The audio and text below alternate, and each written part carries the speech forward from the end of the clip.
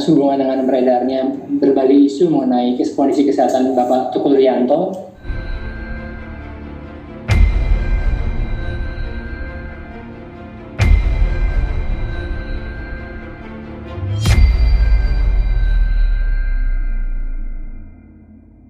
Yang sedang menjalani perawatan secara intensif di Rumah Sakit Pusat Otak Nasional Profesor Dr. Mahar Marjono Jakarta.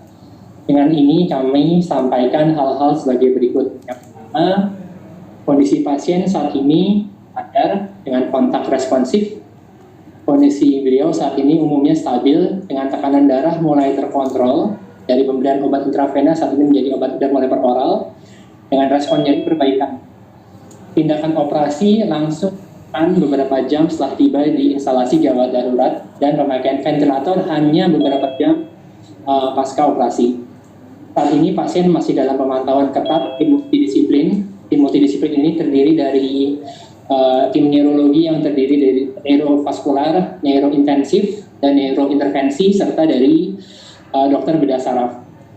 Pasien kedepannya akan dievaluasi pemeriksaan neurodiagnostik secara menyeluruh. Yang terakhir, tindakan pemulihan kedepannya di ruang neurorestorasi untuk perbaikan yang lebih signifikan. Demikian pemberitahuan ini disampaikan, semoga menjadi klarifikasi terhadap isu-isu yang beredar di masyarakat. Kurang lebih seperti itu. Mas Kimon, mungkin ada yang ingin disampaikan selaku manajer? Ya, kalau dari pihak keluarga kan memang untuk segala bentuk hal-hal yang berhubungan tentang kedokteran yang wartawan tanyakan, media tanyakan kepada kami, sebenarnya kan biar pihak rumah sakit yang menjelaskan. Misalnya seperti banyak pertanyaan seperti penyebabnya apa, apakah ada hubungannya vaksinasi, seperti itu sih. Kalau dari kita sih memang menegaskan sekali lagi bahwa penyebab beliau sakitnya apa itu, lupa saya namanya ini. Iya, enggak, pasien ini dengan kondisi working diagnosis dengan stroke hemorrhage atau pendarahan intracerebral, pendarahan. Oh ya, itu kan memang tidak ada kaitannya narsis itu sih sebenarnya yang mau kami dari pihak keluarga itu sih. Baik. Dari rekan-rekan media, teman-teman di chatroom bergabung apabila ada bayi, namun masih dalam proses penyembuhan secara intensif. Ini ada pertanyaan terkait dengan riwayat sakit Mas Tukul yang secara umum yang sering berhubungan dari. Oh iya, kalau dari saya pribadi, dari rekan dekatnya dokter dia, sebenarnya kalau kami mengira itu cuma pusing biasa, Dok. Maksudnya ya pusing biasa. Memang dia tuh ada selama ini mungkin nggak pernah mengeluh ya seperti itu. Kayak misalnya kita jawab gitu, Mas ada job ya hari ini tanggal ini. Oh iya. Kalau saya pribadi memang mengatur pola istirahatnya beliau. Dalam arti satu hari ya satu gitu. Nggak mungkin saya dalam satu hari ada 3 sampai 4, enggak, cuma satu hari ya satu gitu. Habis itu Mas istirahat ya, jangan tidur, jangan begadang-begadang, jangan tidur terlalu malam. Oh iya, karena besok kita pagi jam sekian. Itu sih. Jadi kalau riwayat malah jujur dari saya pribadi ada riwayat apa itu. Baik, mungkin kalau ada pertanyaan lagi dari teman-teman kerumunan ataupun keramaian untuk memastikan bahwa kondisi pasien yang saat ini dirawat di rumah sakit kami itu seperti apa. Ini itu teman-teman media yang bisa kami sampaikan. Silakan Dr. Nina. Oh ya, baik, terima kasih. Mungkin saya akan menambahkan terkait pertanyaan dari teman media bahwa riwayat sakit apa gitu. Sebenarnya kondisi pasien kami terima dalam kondisi hipertensi ya. Jadi hipertensi emergensi itu terdeteksi di IGD itu sekitar 200-an tensinya. Dan pada saat dilakukan pemeriksaan secara lengkap dan CT scan didapatkan terjadi perdarahan luar sekitar 80 cc yang kemungkinan besar itu adalah satu respon perdarahan yang spontan karena hipertensi. Dari sampai saat ini kondisi pemantauan di ruang semi intensif, yaitu di ruang stroke care unit, jadi memang tekanan darah terlihat masih naik turun.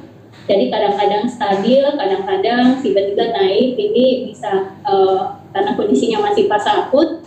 Dan memang saat ini untuk tensinya itu ada target yang kita targetkan, dan itu sudah diberikan obat anti hipertensi itu sebanyak 3. Ini terbukti bahwa kemungkinan besar, bukan kemungkinan besar, jadi faktor resiko yang menyebabkan terjadinya stroke perdarahan ini adalah hipertensi. Jadi mungkin karena faktor yang tadi disampaikan Mas Simon tidak pernah medical check up, jadinya tidak terdeteksi.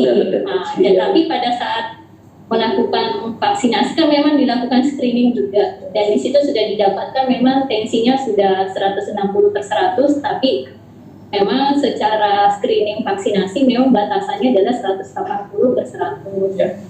Kemungkinan ini hipertensinya yang memang tidak ketahui, jadinya tidak terkontrol seperti itu. Jadi mungkin kami menjelaskan bahwa ya riwayat yang tidak terdeteksi inilah yang ternyata adalah hipertensi, akhirnya menyebabkan pecah pembuluh darah yang menyebabkan stroke perdarahan yang Dokter Mina sama teman dokter tim ingin menanyakan dari berita setuju ya, kondisi Mas Teguh pada saat dibawa ke rumah sakit seperti apa terakhir? Ya itu kondisi mungkin dokter Riki bisa dijelaskan karena ini datanya langsung di instalasi gawat darurat. Ya, jadi kondisinya saat itu ketika masuk rawat datang ke IGD kami, ya keadaan Mas Tukul itu dalam keadaan nyeri kepala, kemudian ada kelemahan tubuh sisi, ya muntah-muntah dan sudah mulai mengantuk, mengalami penurunan kesadaran. Kami di tim IGD segera memeriksa seperti tadi Dokter Nina katakan, ya kami telah melakukan, ya kami berdiskusi, mengevaluasi, dan kami memutuskan untuk melakukan operasi segera. Baik, satu lagi, apakah saudara mungkin terakhir ya untuk kondisi tadi disampaikan juga oleh Dokter Arif, bisa diulangi kembali Dokter Arif, kondisi saat ini apakah sudah bisa berkomunikasi? Ya, jadi bisa dibantu lagi ya. Baik, untuk saat ini karena kebetulan masih di ruang semi intensif, jadi kondisi Bapak Tugu itu sudah sadar baik, responsif, bisa menerima instruksi. Cuma memang karena masih fase akut, saya jelaskan kembali, fasenya masih akut, jadi kondisi kurang lebih masih minimal kontak. Jadinya, tapi pasiennya bisa dipanggil, bisa mengerti instruksi. Jadi tadi katakan secara awal dia sadar baik, responsif terhadap perintah dan instruksi atau pemahamannya jelas.